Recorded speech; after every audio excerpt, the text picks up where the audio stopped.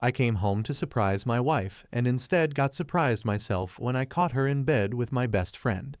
Now she blames me for everything. I am 28 and have been serving in the US Army for the past 2 years. I've been married to my wife, Karen, 27, for 4 years now. It was a love marriage, and we were really happy together, or so I thought. Last week, I got some leave approved and decided to surprise Karen by coming home without telling her. I was so excited to see her after being away for months. I still remember how we met in college. She was this vibrant, outgoing girl who caught my eye from day one. We started talking in our shared history class and hit it off immediately. Our first date was at this little coffee shop near campus. We talked for hours, losing track of time. I knew then that she was special. As our relationship grew, we made so many wonderful memories together. We'd go on weekend road trips, exploring new towns and trying local cuisine. Karen loved to sing, and I'd often find her belting out tunes while cooking or doing chores around the house. Her voice always put a smile on my face. One of my favorite memories is when I proposed to her.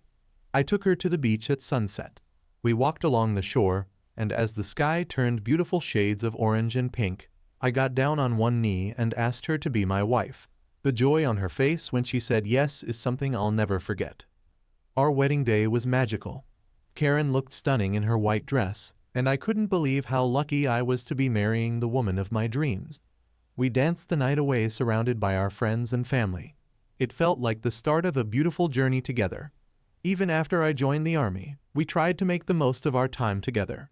We'd have long video calls when I was away, sharing stories about our days and making plans for the future. Whenever I came home on leave, Karen would always have something special planned. Sometimes it was a home-cooked meal of my favorite dishes. Other times, it was a surprise weekend getaway. With all these memories in my heart, I was really looking forward to surprising her this time. I bought her favorite cake and a beautiful bouquet of roses. I used my spare key to quietly enter our house, planning to surprise her in the bedroom. As I approached the bedroom, I heard Karen giggling. At first, I thought she might be watching something funny on her phone, but then I heard a man's laugh too. My heart started racing, and I felt a knot forming in my stomach. When I opened the bedroom door, I couldn't believe my eyes. There was Karen in our bed with my best friend, Bill, 30. They both looked shocked to see me. Karen quickly pulled the sheets up to cover herself, while Bill just sat there with his mouth open, not knowing what to say. I felt like the ground had disappeared from under my feet. The cake box slipped from my hand and fell to the floor. The roses I was holding suddenly felt heavy, and I let them drop too. Karen started saying something, trying to explain, but I couldn't hear her words clearly. It was like there was a ringing in my ears. All I could focus on was the fact that my wife, the woman I loved and trusted, was in bed with my best friend. I don't remember exactly what I said, but I know I shouted at them. I was hurt, angry, and felt so betrayed. Karen kept trying to talk to me, but I didn't want to hear it. What explanation could possibly justify what I had just seen? I turned around and walked out of the room, out of the house. I could hear Karen calling after me, but I didn't stop. I got in my car and drove to my mom's house. I didn't know where else to go. Now I'm at my mom's place trying to process what happened. I can't believe Karen would do this to me, and Bill, he was supposed to be my best friend. We've known each other since high school. He was even the best man at our wedding. How could he betray me like this? Karen has been calling and texting non-stop since I left. She's begging me to come back so we can talk. She says it was a mistake and that she loves me. But how can I believe her after what I saw? I'm so confused and hurt. I don't know what to do next. Part of me wants to go back and hear her out to understand why she did this, but another part of me is so angry that I don't even want to look at her right now. I keep thinking about all the times I was away on duty, wondering if this has been going on the whole time. Was our entire marriage a lie? Were all those happy memories just a facade? I'm also worried about what this means for my career. If we get divorced, how will it affect my life in the army? Will I be able to focus on my duties with all this personal unrest? My mom thinks I should take some time to cool off before making any decisions. She says I shouldn't do anything rash while I'm still emotional, but it's hard to think clearly when my whole world has been turned upside down. I've been trying to distract myself, but everywhere I look, There's something that reminds me of Karen. The wallpaper on my phone is still a picture of us from our last anniversary. I can't bring myself to change it yet. I keep replaying the moment I walked into that bedroom in my head. The look on Karen's face when she saw me, was it guilt, shame, or just surprise at being caught? And Bill, how could he just sit there and say nothing? I'm also angry at myself. Why didn't I see any signs? Were there red flags that I missed because I was away so often? Should I have been a better husband somehow?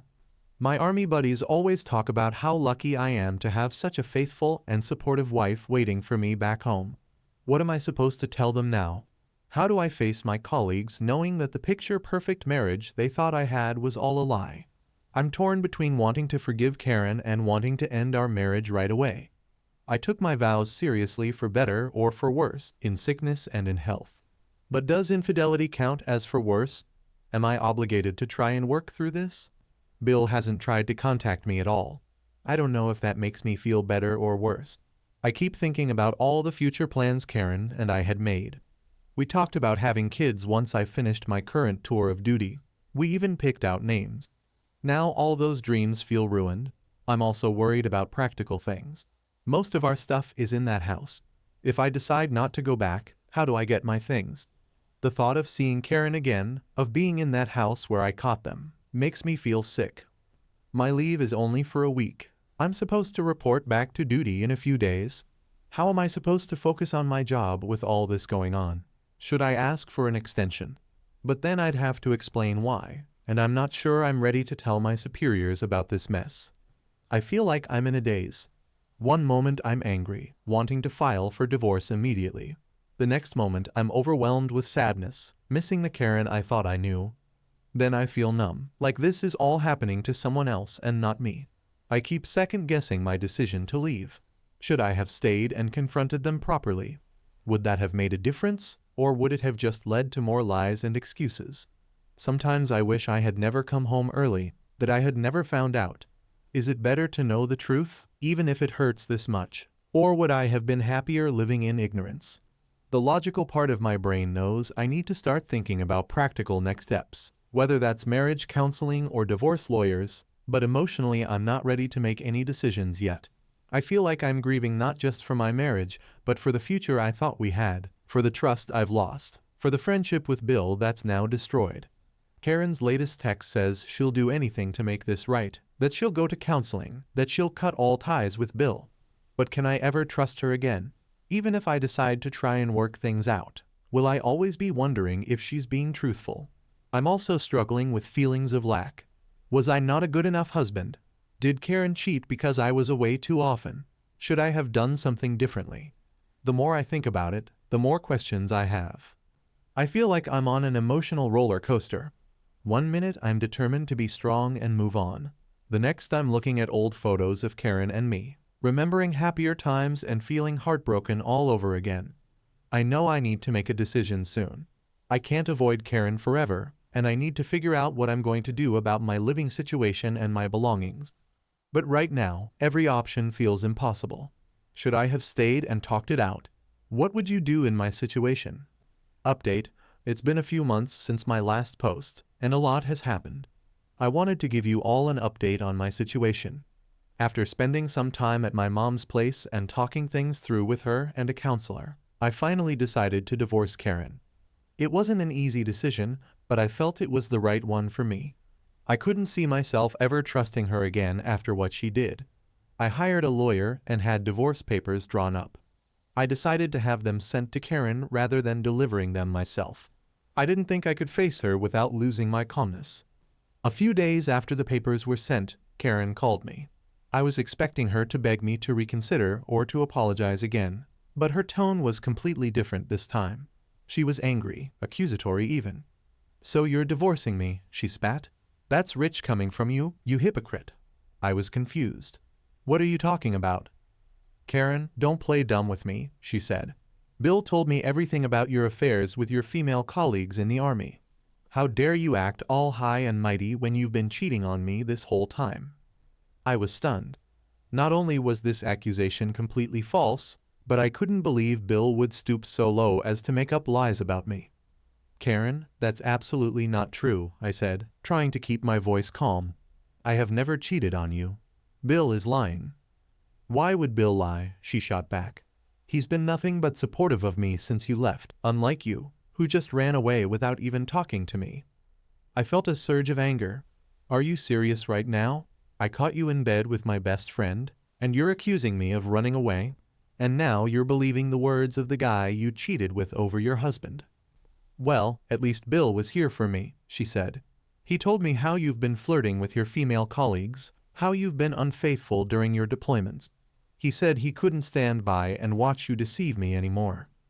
I was disgusted not just with Bill for making up these lies, but with Karen for believing them so easily.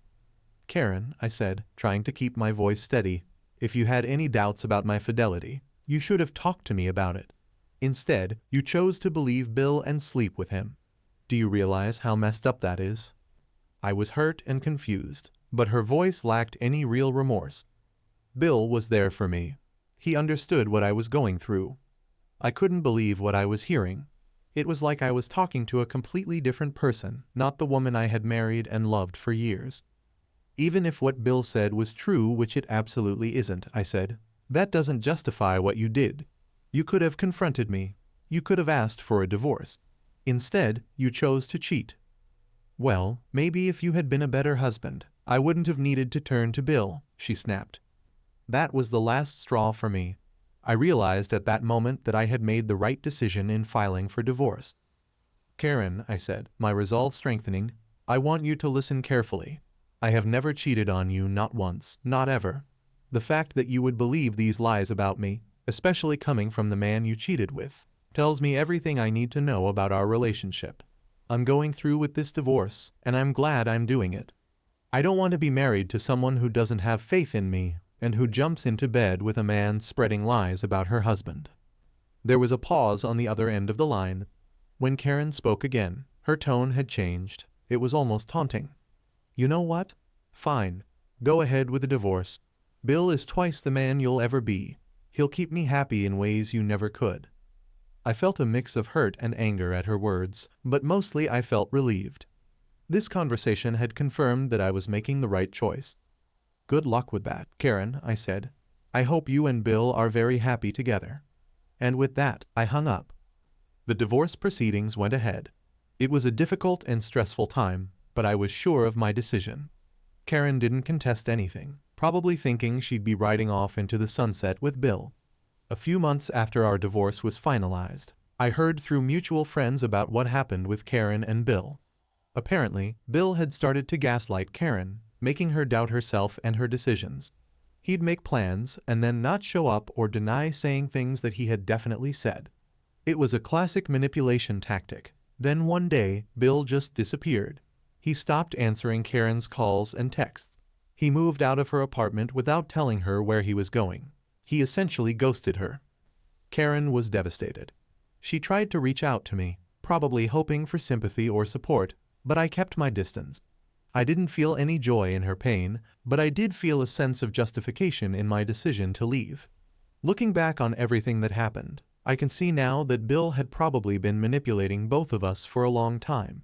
He saw an opportunity when I was deployed and took advantage of Karen's loneliness and insecurities. Then, when he was caught, he made up lies about me to make himself look better and drive a wedge between Karen and me. I'm not excusing Karen's actions. She still made the choice to cheat, and she chose to believe Bill's lies without even talking to me first. But I can see how she fell victim to his manipulation. As for me, I'm doing better now. The divorce was hard, and there are still days when I feel angry or sad about how things turned out. But I'm focusing on my career in the Army and spending time with friends and family who have been supportive throughout this whole ordeal. I've also started seeing a therapist to work through my trust issues. I know not all women are like Karen, but this experience has definitely made it harder for me to open up and trust others.